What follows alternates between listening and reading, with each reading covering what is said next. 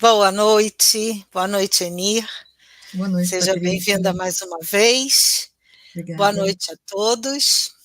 Temos aqui já a Leida. Boa noite, Leida. Tudo bem com você? A Célia Leal, Regina Hampton, Edilene Abreu, Sônia Maria Félix. Boa noite para você também, querida. Fábio Foster. Dando boa noite para nós. Alexandre Boechat. Boa noite para todos, sejam todos muito bem-vindos. Hoje são 20 de outubro de 2023, estamos ao vivo pela nossa amada casa Fraternidade Espírita Oswaldo Cruz e ao vivo também pelo Terceiro Seu. Então hoje a Enir vai fazer a nossa palestra. É a parábola da figueira, continuando o sermão profético. Eu vou fazer uma leitura e a prece, e logo após eu passo a palavra para a Enir. Abri aqui no capítulo 95, do José Carlos de Luca, aquele livro que eu sempre trago, que é o Sempre Melhor. Então, José Carlos nos diz: Jesus tem a fonte da água da nossa paz. Se estivermos irritados, usemos a água da paciência. Se o nosso orgulho estiver ferido, usemos a água da humildade. Se nosso coração estiver cheio de mágoas, usemos a água do perdão. Se nossa mente estiver agitada, usemos a água da paz. Talvez estejamos cansados de sofrer, exaustos por tantas guerras e conflitos, sedentos por uma vida nova. Como no passado, Jesus continua junto ao poço da Samarina, oferecendo-nos a água de seu evangelho. Aceita um copo? Para pensar. Com essa leitura, com essa música, entramos em sintonia com os nossos amigos espirituais, com os mentores da casa de Oswaldo Cruz, pedindo ao nosso Senhor Jesus Cristo a tranquilidade que essa noite possa nos oferecer, com os ensinamentos dos estudos que a Enir nos trará durante esse período. Que tu, Mestre amado, possa estar com todos nós, nos envolvendo, nos fortalecendo, Senhor, a coragem, a fé e a esperança em nossos corações. São tantos conflitos, tantos momentos difíceis que estamos vivenciando, digo todo o planeta, né? E que possamos, cada um de nós, buscar essa serenidade, buscar esse aconchego nos teus braços, Jesus, para que desta forma a nossa fé e a nossa esperança permaneça sempre contigo, tendo a certeza, Jesus, que tu estás conosco. Abençoe esta noite, iluminando a Enir, para que ela possa, com tranquilidade, trazer para cada um de nós os estudos, e que possamos, Senhor, ao término deste encontro, sairmos daqui melhores do que chegamos, nos fortalecendo para mais uma semana. Muito obrigada, que assim seja. Boa noite a quem chegou depois, Gustavo Tomás, Adriana, querida, saudade, que agora eu vou passar para a Enir, para que a Enir possa cumprimentá-los e iniciar a palestra. Obrigada, Enir. Obrigada a você. Boa noite a todos, gratidão aí pelas mensagens do chat, que a paz de Jesus, o nosso divino amigo, esteja conosco. Essa noite a gente vai dar sequência ao sermão profético, que é um sermão de suma importância para todos nós, principalmente nós que estamos encarnados nesse momento de transição planetária. É um momento que a gente tem que aproveitar ao máximo para a gente poder ingressar, né, nesse mundo de regeneração com total sucesso, né, que é o que a gente quer. Muito bem.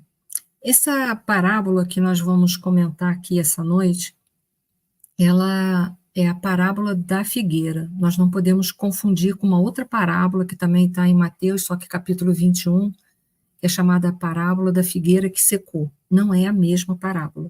Essa parábola da figueira, que nós vamos conversar um pouquinho aqui essa noite, nós vamos trocar os nossos pensamentos, as nossas reflexões, ela faz parte do sermão profético, ela é uma outra parábola, ela tem um outro contexto que não é aquela que está no capítulo de número 21 do Evangelho de Mateus. Então, vamos dar a sequência aqui para a gente... Assim está ótimo, Patrícia. Para a gente poder refletir sobre a parábola. É importante a gente lembrar que a parábola é um recurso terapêutico que foi utilizado por nosso Senhor Jesus Cristo, com a intenção, né, de falar grandes verdades sem ofender a ninguém, principalmente. Então, como eu coloquei aqui no slide, ela veste a verdade para ensinar no sentido ético e moral. E como ela é um fato, uma narração, né, uma narração alegórica, a gente vai ver que ela é de suma importância para o processo de fixação. A gente consegue gravar com facilidade e levar esse ensinamento ético, moral, ao longo dos séculos. E que foi exatamente isso que aconteceu. Mais de 2000 anos se passaram e nós temos facilidade de guardar as parábolas e de ir extraindo os ensinamentos que estão contidos na parábola cada vez de uma forma mais abrangente e mais aprofundada. Como eu disse para vocês, essa parábola da figueira, ela faz parte de todo esse contexto aí do sermão profético que a gente está vendo. O sermão profético é um sermão extenso, não tão extenso como o sermão da montanha, mas é bem extenso, e a gente vai ver que tem diversos assuntos. Agora a gente está entrando mais precisamente nas parábolas que contém nesse sermão intitulado Sermão Profético. Então vamos lá.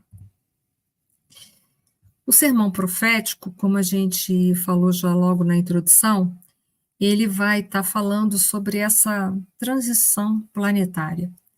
O nosso planeta, que atualmente é um planeta de provas e expiações, portanto, aqueles que estão aqui encarnados estão passando por provas e expiações.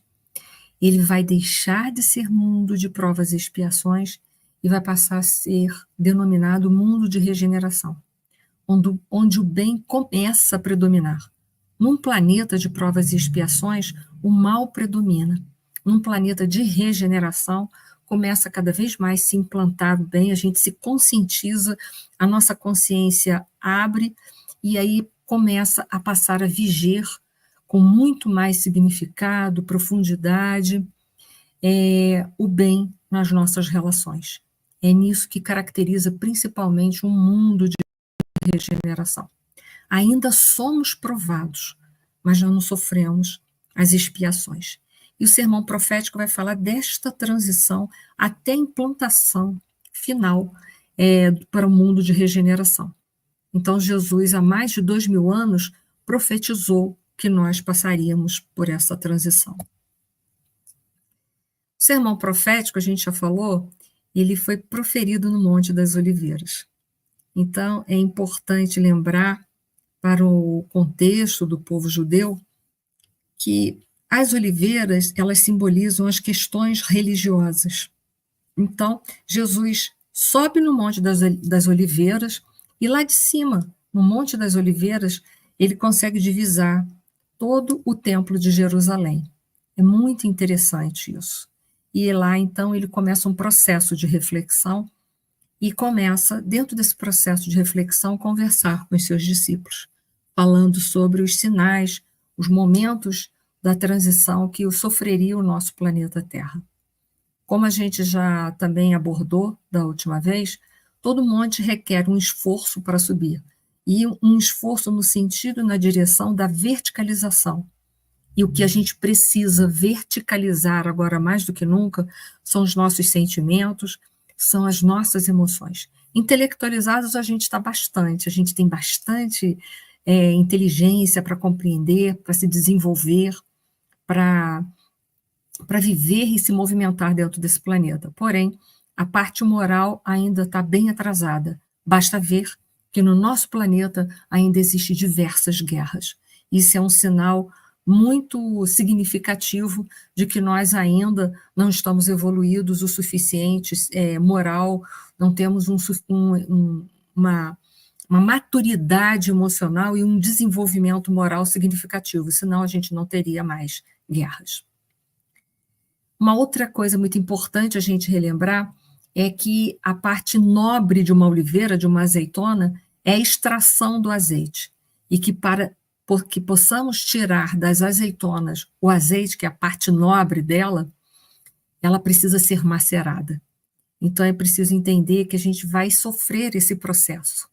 Vai sofrer esse processo também para que possa ser extraído de nós o melhor. É claro que todo esse processo de desenvolvimento moral, necessariamente, ele não precisava ser feito através do processo da dor. Mas, como nos diz Emmanuel, a dor há de vir realizar a obra que não foi possível o amor edificar por si só. Porque não aceitamos o convite do amor.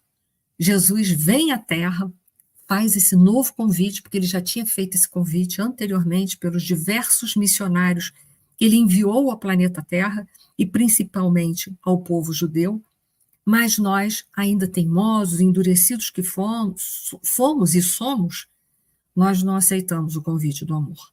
Então, quando a gente não aceita o convite do amor, a dor vem para sensibilizar a gente. Então, Jesus também nos leva a esse processo de reflexão quando ele vai proferir o sermão profético. De uma forma didática, o sermão profético ele pode ser dividido em dois momentos.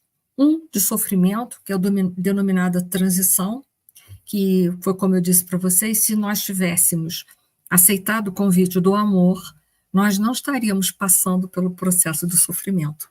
O sofrimento é quando a dor, ela cronifica dentro da gente. Dor é uma coisa, a gente passa por momentos de dor, a dor está ali para nos elevar, para trazer para nós todo um processo de experiência, de maturidade emocional e espiritual. Mas quando a dor se converte em sofrimento, é quando ela cronifica, é quando a gente bate o pezinho no chão e diz, não faço, não faço, não faço, eu quero fazer aquilo que eu acho. Então a dor se transforma em sofrimento. Então nós vamos ter esse período de transição todo permeado por dores, por sofrimentos, e depois um outro período de paz, conhecido como regeneração. É quando o mundo verdadeiramente ele se assenta, ele se estabelece dentro das bases do bem, dentro da vivência, da conscientização da importância da vivência das leis de Deus, e aí então a gente passa a viver de uma forma mais ostensiva, buscando, amando, desejando verdadeiramente viver as leis de Deus, que a gente já está cansado de sofrer. Né? Então a gente agora já faz uma opção consciente pela vivência, pela prática das leis de Deus na nossa vida pessoal, na nossa vida de relação. O que ainda não acontece, né? É uma pena. Quando Jesus estava lá, no Monte das Oliveiras, olhando para o Templo de Jerusalém, pensando em toda a missão que aquele povo tinha, porque os judeus tinham a missão de passar para a humanidade a ideia de um Deus único.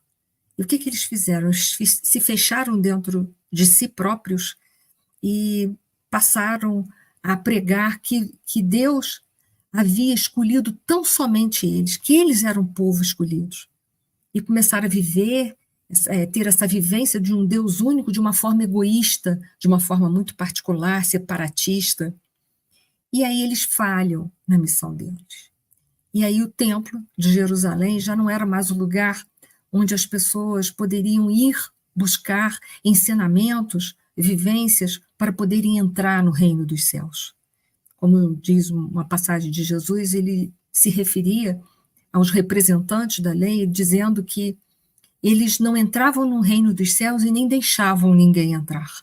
Eles estavam tão envolvidos com o culto externo, com as coisas do mundo, que eles esqueceram da essência das leis de Deus, que são todas embasadas na lei de justiça, amor e caridade. A base das leis de Deus é o amor e a caridade.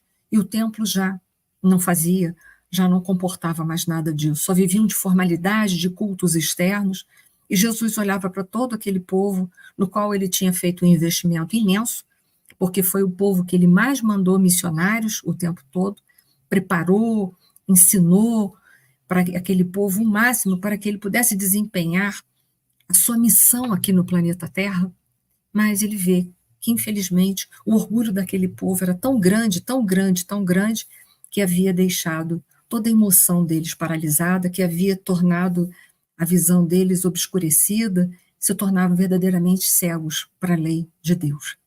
Então, naquele momento ali, Jesus proferindo para os seus discípulos o que aconteceria depois da sua morte, né?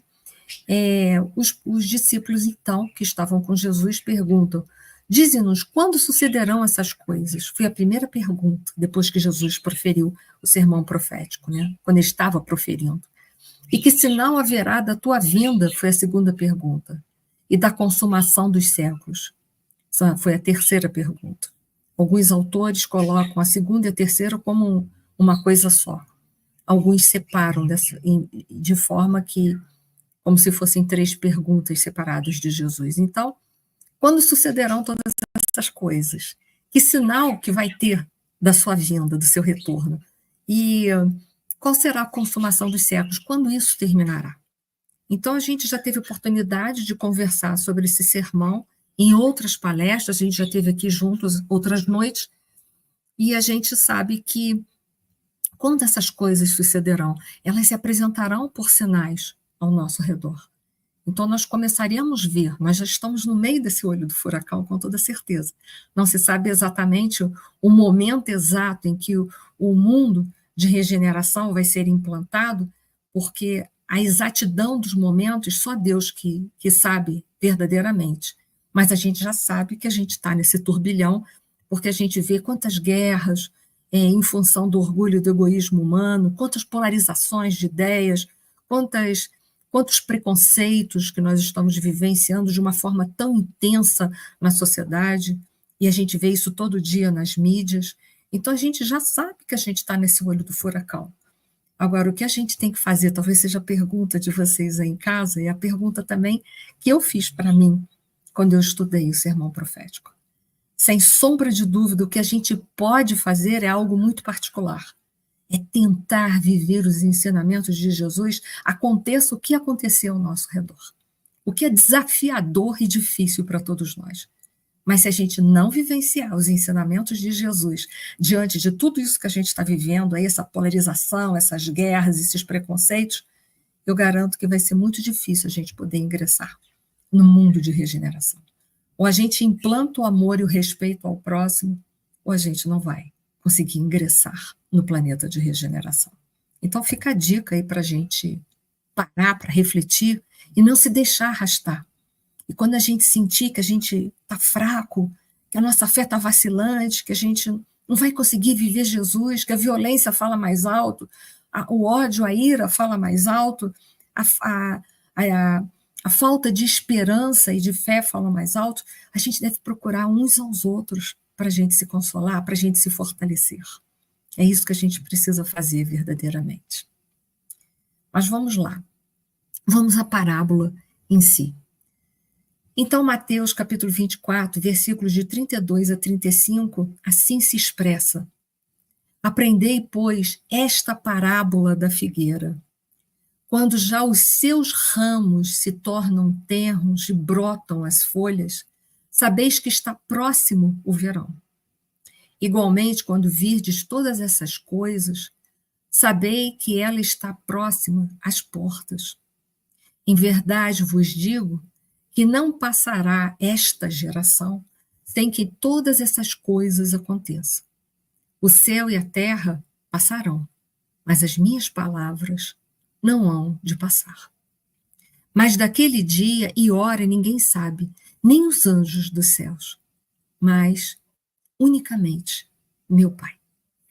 Então, vamos tentar agora, juntos, aí vocês aí na casa de vocês, e eu aqui, vamos tentar fazer uma reflexão em torno a esta parábola. A primeira coisa, a gente tem que entender alguns simbolismos, trazer o texto e contexto, né, para a gente poder entender, é que a árvore, para aquele povo, tinha representava a coletividade, a humanidade terrestre. A oliveira, como eu já disse para vocês anteriormente, ela tinha um simbolismo de representar os aspectos religiosos. Interessante que Jesus estava no cume da montanha, olhando para o templo de Jerusalém, e a primeira coisa que ele fala é que o templo de Jerusalém seria destruído. O que foi? Mas a representação era muito mais profunda do que uma estruturação de pedras. Mas sim que, quanto ao aspecto religioso, ele estava ruindo porque os valores humanos estavam prevalecendo acima dos valores de Deus. Então, é nesse contexto que a gente tem que entender muito mais do que uma simples destruição do Templo de Jerusalém, porque 70 anos depois de Cristo, realmente ele foi destruído. Mas não é o templo de pedra, mas é a instituição religiosa, quando se afasta das leis de Deus, vivendo as formalidades, os cultos externos, é nesse momento que o templo perde todo o seu significado. É quando ele esquece que sua principal finalidade é nos reconduzir, nos religar ao Pai, nos ajudar a ingressar no reino de Deus. Quando o templo perde essa finalidade, é quando o templo rui. Então, principalmente, Jesus, é claro que estava falando sobre isso. A figueira, ela tinha uma representação dentro desse povo, ela representava o indivíduo. A figueira representava o povo de Israel, isso a gente vai ver nos livros de teologia. Diferente da videira, que nós temos parábolas também relacionadas à videira, que representa o coletivo, pode representar um povo, mas a figueira ela vai representar o indivíduo. Então, essa parábola é para a gente olhar bem para todos nós. O que eu posso fazer?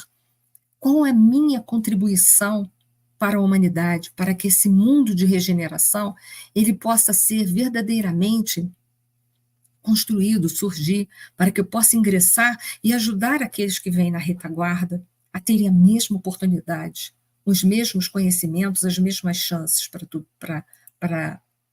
poder chegar, entrar, adentrar a um mundo de regeneração. E como a gente viu anteriormente, nas outras palestras que a gente conversou um pouquinho sobre o Sermão da Montanha, Jesus falou sobre vários sinais.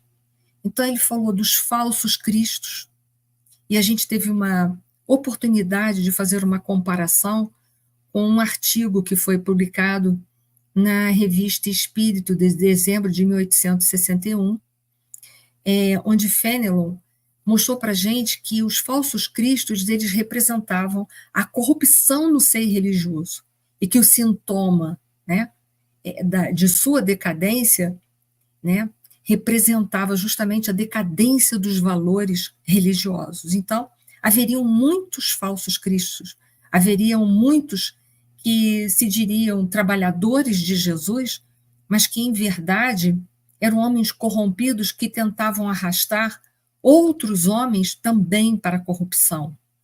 Então, não eram homens que verdadeiramente estavam ali trabalhando para o Cristo. Era um alerta para todos nós avaliarmos onde há um falso Cristo. O falso Cristo, necessariamente, ele não está somente inserido dentro das religiões, dentro dos conceitos religiosos da humanidade, mas ele está inserido em todos os outros processos filosóficos, políticos e sociais da nossa comunidade, da humanidade como um todo. Então, para que a gente ficasse em alerta, aqueles que tentavam se vestir ou utilizarem-se da religião para tentar arrebanhar as pessoas e levá-las para um caminho completamente de violência, de preconceitos, ou seja, nos afastando das leis de Deus. Então, os falsos cristos têm uma abrangência muito maior do que só um representante religioso, mas ele pode estar em qualquer âmbito da nossa sociedade. para a gente se deter, se a gente ficar atento. E outros sinais que Jesus também apontou para todos nós é que haveriam guerras e rumores de guerras. As guerras, elas sempre tiveram presentes na humanidade terrestre. Mas ele não estava se referindo só à guerra onde há conflito armados entre povos, mas ele falava de rumores de guerras. O que representam os rumores de guerras? Essa guerra psicológica que, principalmente hoje, no século XXI, a gente está vivenciando com toda intensidade nas redes sociais. Uma verdadeira guerra psicológica. É fake news, ideias extremistas, é polarização, ideias preconceituosas, que nos levam, com toda certeza, na contramão dos ensinamentos que nosso Senhor Jesus Cristo deixou para todos nós. Toda vez que uma ideologia levar, afastar a gente do amor, do respeito ao próximo, que incitar dentro de nós, estimular dentro de nós, melhor dizendo, o nosso pior lado, a nossa violência, a gente pode ter certeza de que isso é uma ideologia falsa, de que há verdadeiramente ali um falso Cristo, um falso profeta, é uma ideia totalmente na contramão das leis de Deus. Então, para a gente ficar atento em relação a essas coisas que nós viveríamos, estamos hoje vivendo no século XXI, se a gente for contextualizar essas guerras psicológicas. Porque hoje a gente abre um post, uma notícia, ou a gente vai ler um noticiário numa rede social, a gente tem que se informar ao máximo antes de dar qualquer tipo de opinião. Porque há tanta coisa por detrás que a gente às vezes se perde. Então isso é uma guerra psicológica. A guerra dos preconceitos, as guerras ideológicas, as guerras religiosas, as guerras políticas, né, que todas elas, de uma certa forma, vão gerar dentro de nós estados psicológicos totalmente desequilibrados, perturbados, emocionalmente não ficaremos bem. Então Jesus falou desse momento que nós estaríamos vivendo e que, sem sombra de dúvida, nós estamos verdadeiramente vivendo. E Jesus disse também que nesse tempo muitos seriam escandalizados e trair-se-iam uns aos outros. Né?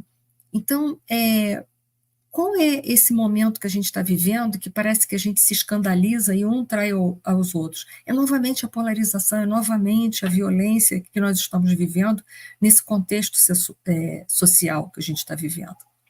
É interessante que os capítulos das obras básicas que trabalham de uma forma muito direta com o sermão profético, nós vamos encontrá-lo em A Gênesis, capítulo 16, 17 e 18. E lá Kardec fala que os principais conflitos que nós viveríamos não seriam nem tantos os externos, ligados aos fenômenos da natureza, mas sim os conflitos ideológicos. E é isso que nós estamos vivendo hoje, que a gente precisa se deter, para a gente não se perder, para a gente não se afastar das leis de Deus. A gente precisa, gente, se conscientizar que a gente tem que se amar de qualquer maneira. Mesmo que o outro não pense como a gente, isso não pode ser motivo de discussão, de briga, de cisão, de separação. A gente conversa, a gente dá a nossa opinião, mas depois cessa. Quando a gente vê que a violência está se insinuando, é hora de silenciar e deixar o amor do coração prevalecer. Jesus, além, né, dos falsos profetas, Jesus também falou dos falsos cristos e dos falsos profetas, ou seja, os falsos cristos seriam aqueles que diziam que vinham viver verdadeiramente, vinham passar a palavra de Jesus. E os falsos profetas seriam aqueles intitulados como se fossem os missionários enviados de Jesus. Né? É sutil a diferença, mas ele tem essa conotação. Então, que além de falsos cristos, aqueles que se passariam, né, pelo Cristo, como aqueles que vivenciam, estão totalmente incorporados na vivência do Cristo, teriam aqueles também que viriam se passar como falsos missionários, E todos eles, né, são extremamente perigosos para todos nós nesse momento de polarização, principalmente que a gente está vivendo. Porque divulgar ideias ideológicas conflitadas que nos levam à violência, que nos levam à separação, ao preconceito, à confusão, é algo muito ruim.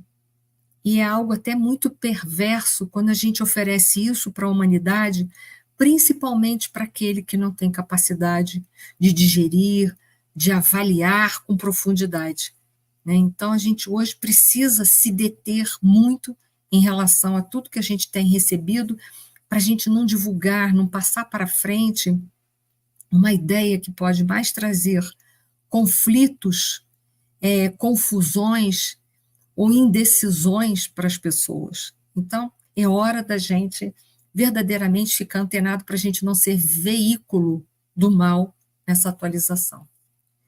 Jesus também falou de outros sinais que se multiplicaria a iniquidade, o amor de muitos se esfriaria. E isso a gente vê hoje. A gente abre às vezes as redes sociais e vê assim, o mundo não tem mais jeito, o homem não tem mais jeito. Isso é o amor se esfriando. É claro que o mundo tem jeito. Quando a gente acredita que o mundo não tem mais jeito, nem o homem não tem mais jeito, a gente não está acreditando nas leis de Deus.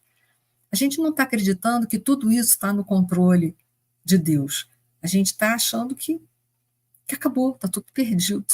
Então, Jesus falou que a gente teria essa falta de esperança e de fé nesse momento, de tanta coisa ruim que a gente ia ver, que a gente ia o amor iria se esfriar. O que é esse amor que esfriaria? Seria você não acreditar em mais nada de bom. Seria você não acreditar que o bem ele vai prevalecer. Seria você deixar de acreditar que o mal tem prazo de validade. Porque o mal tem prazo de validade. E o bem? O bem não tem prazo de validade, ele é eterno. Ele prevalecerá, ele sempre prevaleceu.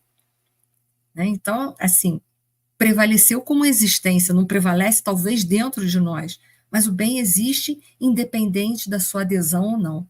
O mal só existe quando há adesão, quando há pessoas que vão ser partidários, vão trabalhar para ele, senão ele morre por si só. Então Jesus, ele também proferiu. Ele falou que então, finalmente, né, este evangelho do reino, o evangelho do amor, das leis de Deus, seria pregado em todo o mundo, em testemunha a todas as gentes, então seria o fim dos sofrimentos. Olha que interessante.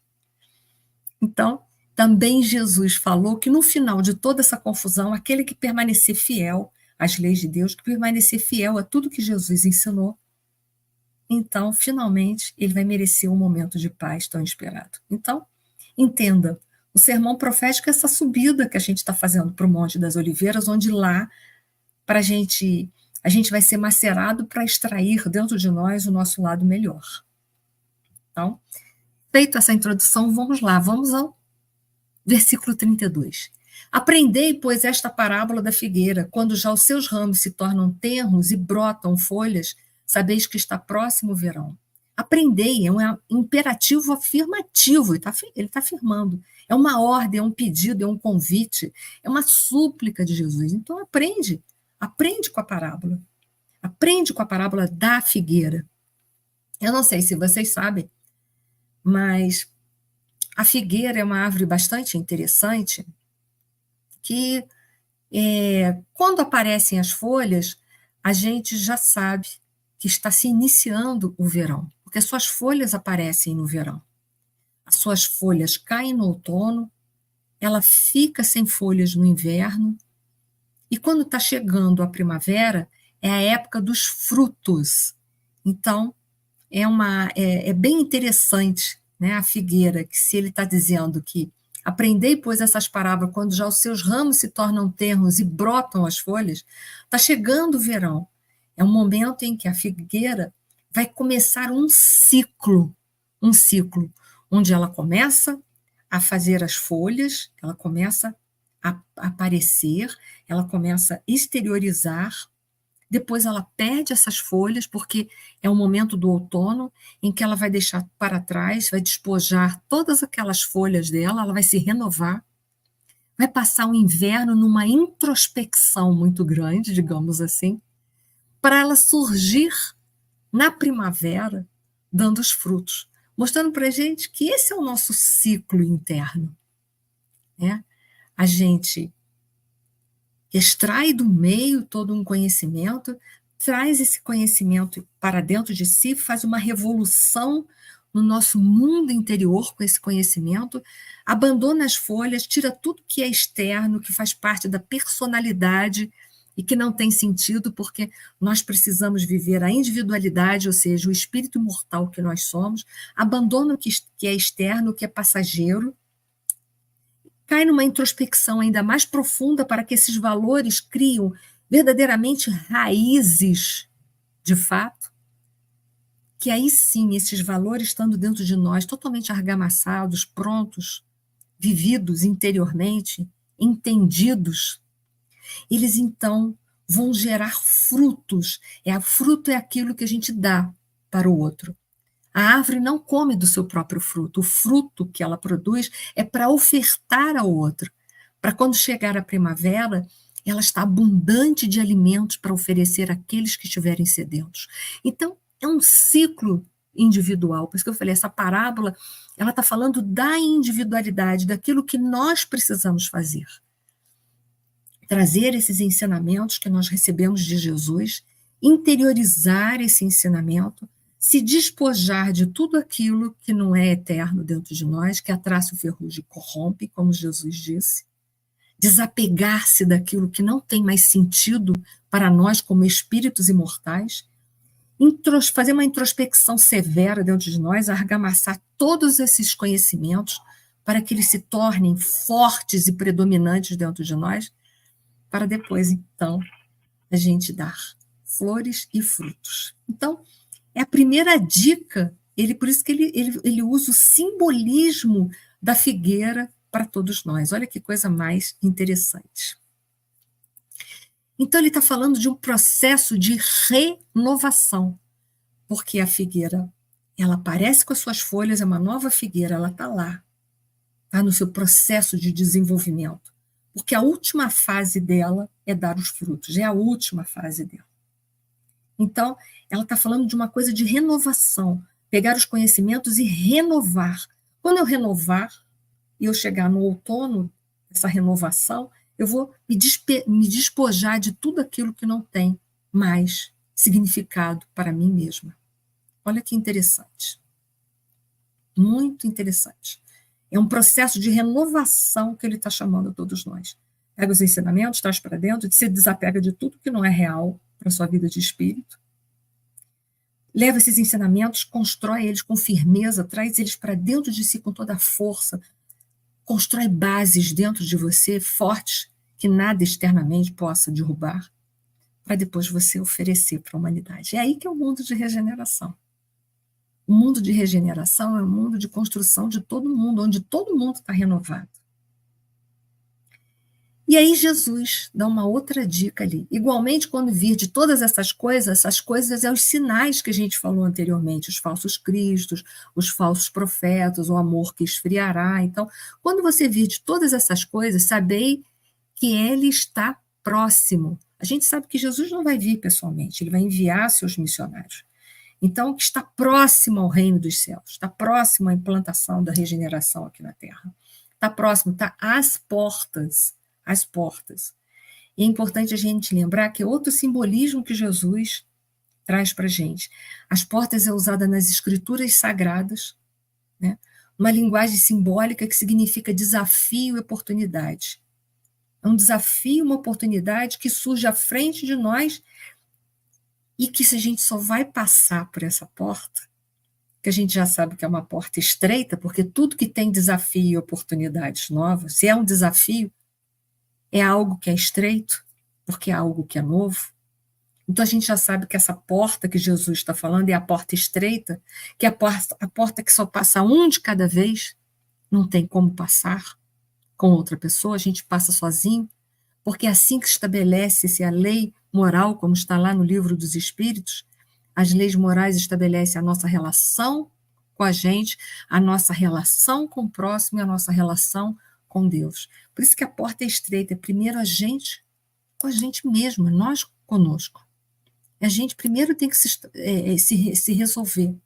Quando a gente se resolve, a gente tem subsídios para se resolver com o próximo. Se resolvendo com a gente, com o próximo, pronto. O religare está pronto. A gente já está totalmente ligados a Deus, porque Deus está ligado com a gente 24 horas. Mas nós ainda não estamos ligados a Deus 24 horas. Por isso, a porta é estreita, porque ela é um simbolismo que significa um desafio, uma nova oportunidade. Então, quando Jesus fala dessa porta, nesse versículo 33, a primeira pergunta que a gente precisa fazer com toda sinceridade para nós mesmos: qual é o meu desafio? Meu desafio não é o de vocês, mas qual é o meu desafio? Como viver hoje esse desafio? Quais os subsídios que eu preciso? Qual é o meu desafio? Quais os subsídios que eu preciso para poder passar por esse desafio e ter essa oportunidade de viver no mundo de regeneração? Então, esse versículo ele é bastante rico. E aí, no 34, ele fala assim: em verdade vos digo que não passará esta geração sem que todas essas coisas aconteçam. Como todo ensinamento de Jesus, ele tem um recado, uma mensagem que é individual para aquele povo, para o indivíduo, mas tem também uma mensagem que é para toda uma coletividade.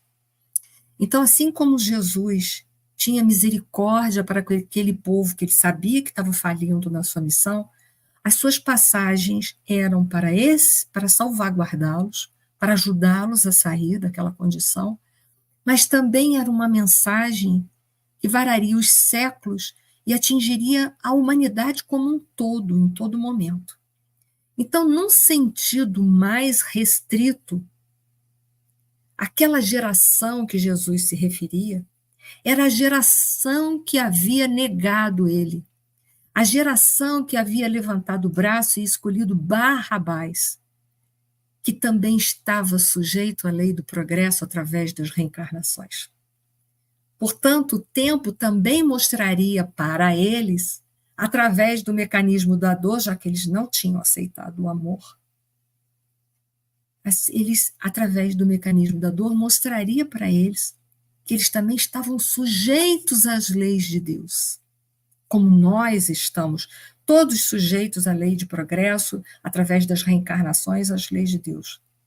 O progresso é inexorável. Eu posso retardar o progresso. Eu posso ir mais devagar, os passos mais lentos para a vivência das leis de Deus, para começar a viver as leis de Deus. Mas é inexorável que um dia eu vou viver as leis de Deus. Então Jesus estava falando: em verdade, vos digo que não passará essa geração, porque ela está tão submetida à lei de Deus, aqueles que negaram Jesus, como nós, também está sujeito às leis de Deus, às leis do progresso, e vocês verão essas mudanças. Então é muito interessante. Jesus ali estava falando: se você não quer, ou não, você se nega a mudança para ingressar no mundo de regeneração agora, tudo bem, ok. Você então vai ser exilado para um outro orbe, como aconteceu com os capelinos, para você dar seguimento ao seu processo evolutivo lá. E um dia você também poder ingressar no mundo de regeneração. Mas é inexorável que um dia você vai para o mundo de regeneração. Se não for agora, pelo convite, mais uma vez, do amor restabelecido, pela dor que permeou toda a sua vida para ver se ele sensibilizava, mas vai ser em algum momento. E se não for aqui no planeta Terra, vai ser em outro orbe. Mas vai, porque o progresso é inexorável.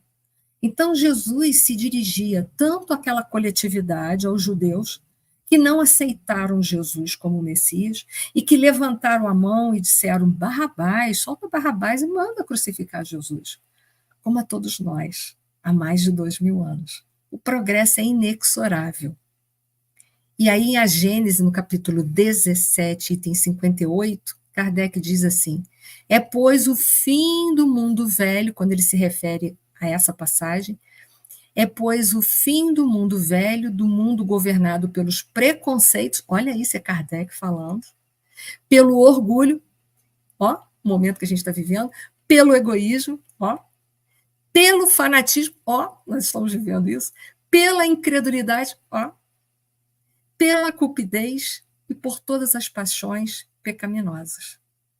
Então, esse versículo está falando sobre isso. É inexorável. Aqueles que não quiserem terão nova oportunidade, mas serão exilados para outro orbe. E um dia ingressarão num planeta de regeneração também. Só estão postergando, só estão jogando para frente esse momento. Só estão aumentando o seu período de dor. Mas o progresso é inexorável. Aceitará hoje, amanhã ou depois, mas vai aceitar. E aí as colocações de Kardec são super sábias, porque elas são bem atualizadas para a gente, são bem atuais para todos nós. É, pois, o fim do mundo velho, diz Kardec, do mundo governado pelos preconceitos, pelo orgulho, pelo egoísmo, pelo fanatismo, pela incredulidade, pela cupidez, por todas as paixões pecaminosas. Isso está no livro A Gênese, capítulo 17, item 58, para vocês poderem conferir lá, que não são palavras minhas, e sim de Kardec. E no 35, então, Jesus se manifesta, continua proferindo essa parábola da seguinte maneira: o céu e a terra passarão, mas minhas palavras não hão de passar. Só o que não passa são as leis de Deus. Por isso que as palavras de Jesus são atemporais. Céu e terra é algo temporário, é algo que a traço e ferrugem corrompem, a gente sabe disso. A matéria sofre transformações. A matéria, como os cientistas dizem, um dia deixará de existir, o universo deixará de existir, mas isso é uma outra história para um outro momento, né? Então, ele diz, o céu e a terra passarão, mas minhas palavras não, porque as palavras de Jesus estavam de conformidade com as leis de Deus e são atemporais. Então, o que Jesus falou prevaleceu, prevalece e prevalecerá, porque está de conformidade com as leis de Deus. E aí a gente vai ver em A Gênese, capítulo 17, item 26. As palavras de Jesus não passarão porque serão verdadeiras em todos os tempos. Será eterno o seu código de moral, porque consagra as condições do bem que conduz o homem ao seu destino eterno. Mas terão as suas palavras chegado até nós puras de toda a canga de falsas interpretações? Nós é que temos que tirar as nossas falsas interpretações. Aprender-lhe-ão o espírito todas as seitas cristãs? Então as palavras de Jesus ficarão conosco, varar os séculos, e são as únicas que não vão morrer, porque são as temporais e estão de conformidade com as leis de Deus. Por isso eu lembrei a vocês que quando a gente estiver num momento de conflito, que a gente vai viver muitos, já está vivendo e ainda vai viver muitos, é para a gente lembrar, se a gente tiver dúvida, se a gente está no caminho, é lembrar o que Jesus faria, qual seria o seu ensinamento para esse momento. E lembrar sempre que o amor, a misericórdia, a brandura, estava sempre permeado de tudo isso, as suas palavras, os seus ensinamentos. Então vamos lá, vamos seguir, já estamos acabando. E 36 fala assim, mas daquele dia e hora ninguém sabe, nem os anjos do céu, mas unicamente meu Pai. É a teoria da presciência, que é o conhecimento do futuro. A teoria da presciência, o conhecimento futuro, para nós é relativa, para Deus é absoluto. Por isso que só Deus sabe o momento exato que todas essas coisas se chegarão ao fim, se darão e chegarão ao fim.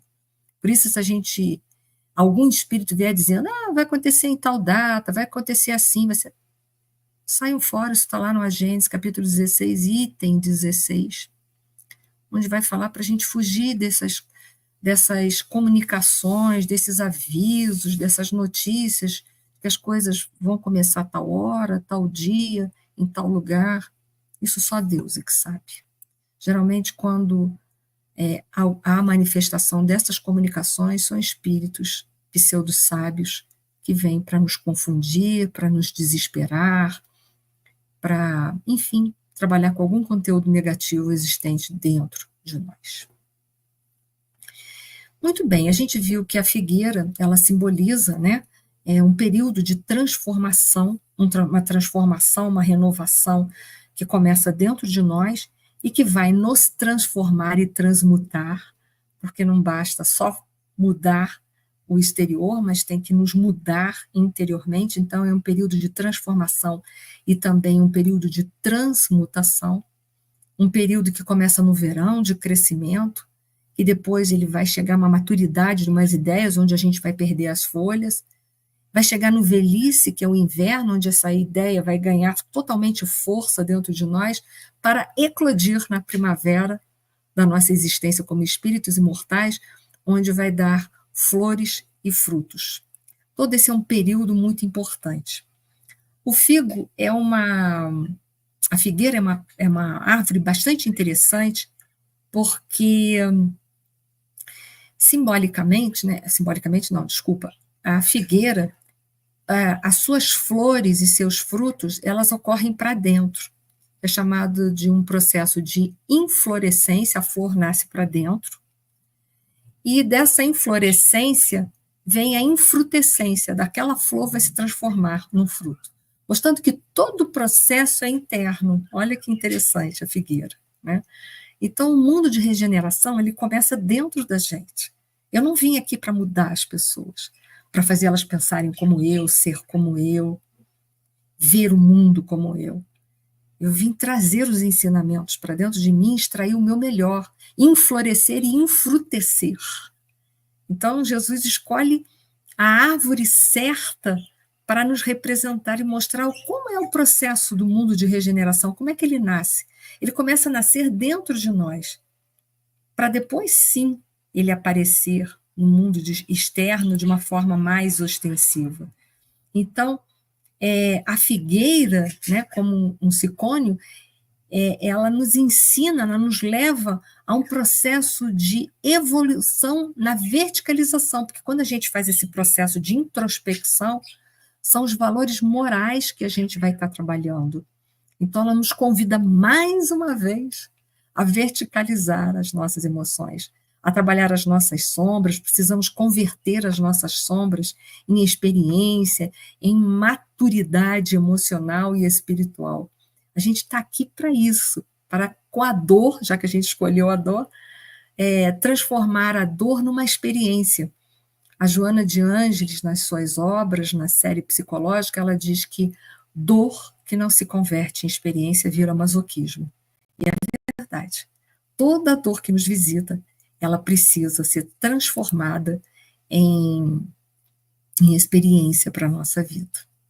E aí a gente sabe que essa nova fase que nós vamos estar vivendo, para ela nascer, para ela se argamassar, a gente viu também na Revista Espírita, já de outras conversas, que virão muitos espíritos mais amadurecidos, mais preparados para nos ajudar nesse processo. Então, virão muitos espíritos superiores, mas que ainda podem falhar. Virão espíritos marcados ou missionários, que também ainda podem falhar, mas também renascerão na comunidade, da humanidade terrestre, muitos espíritos intitulados por Messias, que são espíritos já puros, que não sofrem a influência da matéria e que nos ajudarão muito nesse processo de transformação. Então, Jesus está preparando todo esse banquete para todos nós, para a gente ter a oportunidade de ingressar no mundo de regeneração. E lá, no livro A Gênese, é bastante interessante a gente relembrar esse processo. No capítulo 18, Kardec vai falar sobre a geração nova, que vai estar englobado esses espíritos que a gente vai encontrar lá na Revista Espírita, e vai nos dar algumas dicas. Ele fala assim: para que na terra sejam felizes os homens, preciso é que somente povoem espíritos bons, encarnados e desencarnados, que somente ao bem se dediquem. Então já mostra para a gente a importância dessa renovação, dessa transformação interior que a gente precisa fazer. E Kardec continua: havendo chegado o tempo, grande imigração se verifica dos que a habitam, a dos que praticam mal pelo mal, ainda não tocados pelo sentimento do bem, os quais, já não sendo dignos do planeta transformado, serão excluídos, porque senão lhes ocasionariam de novo perturbação e confusão e constituiriam um obstáculo ao progresso. É aí que muitos desses espíritos, eles serão exilados para outros mundos, porque não vão mais poder ficar aqui entre nós. E aí Kardec continua, é um item desse capítulo que vale a pena vocês darem uma lida aí depois em casa com calma. Ele fala assim: irão espiar o endurecimento dos seus corações, uns em mundos inferiores, outros em raças terrestres ainda atrasadas, equivalentes a mundos daquela ordem, aos quais levarão os conhecimentos que hajam adquirido, tendo por missão fazê-los avançar. Substituí-los-ão espíritos melhores, que a gente já viu ali, que farão reine em seu seio a justiça, a paz e a fraternidade. Então, a gente vai ter que estar com vontade de viver a justiça, a paz e a fraternidade para ficar.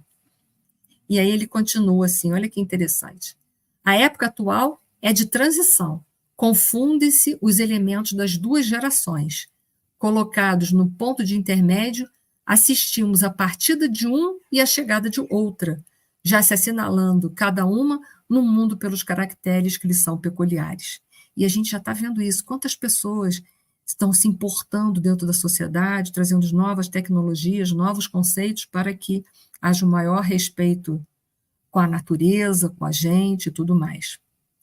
Tem ideias e pontos de vistas opostos às das duas gerações que se sucedem, pela natureza das disposições morais, porém, sobretudo, das disposições intuitivas e inatas, torna-se fácil distinguir a qual das duas pertence cada indivíduo. Então, essa nova geração vai ser constituída de espíritos mais dóceis, mais voltados ao próximo, ao bem do planeta, como, de uma forma geral. E a gente já está vendo isso por aí, é só prestar atenção que a gente vai detectar essa nova classe de espíritos chegando aí entre nós. E para finalizar, porque é muita coisa, a gente não comporta, né, falar de tudo, não se comporá exclusivamente de espíritos eminentemente superiores, mas do que já tendo progredido, se acham predispostos a assimilar todas as ideias progressivas e aptos a secundar o movimento da regeneração. Então, se a gente estiver com disposição para trabalhar e renovar, a gente vai poder voltar, ajudar, enfim, fazer toda a transformação juntos aqui na Terra. Gente, o tempo acabou, né? A vontade de falar mais, mas acabou, chegou. Eu espero que tenha ficado alguma coisa aí para todos vocês. Muito obrigada, viu? Passa rápido, né, Eni? Passa. Quando vê. Então, vamos fazer o quê? Arregaçar as mangas, pegar a enxada, isso aí, para a gente poder encarar aí esse novo mundo, né? Porque a gente não vai receber ele de mão beijada, a gente vai ter que trabalhar muito para poder conquistar. E o trabalho começa agora, né? Hoje. Aliás, já estamos meio que atrasados. Já começou há 2000 anos, né? A gente que tem que se tocar, né? Isso aí. Estamos um pouquinho atrasado. Muito obrigada a todos vocês, gratidão por estarem aqui, né, a noite de hoje. Com certeza estamos saindo melhores do que chegamos, e vou pedir a Enir para fazer a nossa prece de encerramento. Por favor. Senhor Deus, Jesus, o nosso mestre querido, que nesse momento nos ajude, Senhor, a cada dia mais enflorescer e enfrutecer, como essa parábola nos ensina.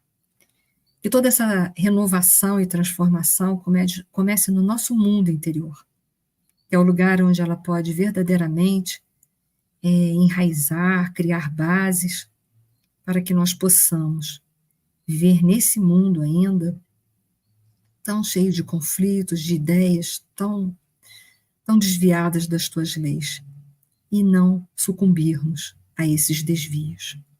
Que todo esse seu ensinamento, Senhor Jesus, possa falar fundo, calar fundo nos nossos corações, ser vivido e vivenciado em cada momento da nossa existência, nos nossos pensamentos, nas nossas palavras e nas nossas obras. Que essa paz e esse amor que já sentimos possa não só nos envolver, mas envolver todo o planeta Terra, principalmente nos países, Senhor, onde haja guerra. Que ela possa levar um pouco de força, fé e coragem para aquelas pessoas. Gratidão por tudo, que assim seja. Que assim seja. Que assim seja. Muito obrigada a todos vocês. Uma ótima noite, uma ótima semana e até domingo que vem, se Deus assim o quiser. Fiquem com Deus. Tchau, tchau. Obrigada, Eni. Obrigada.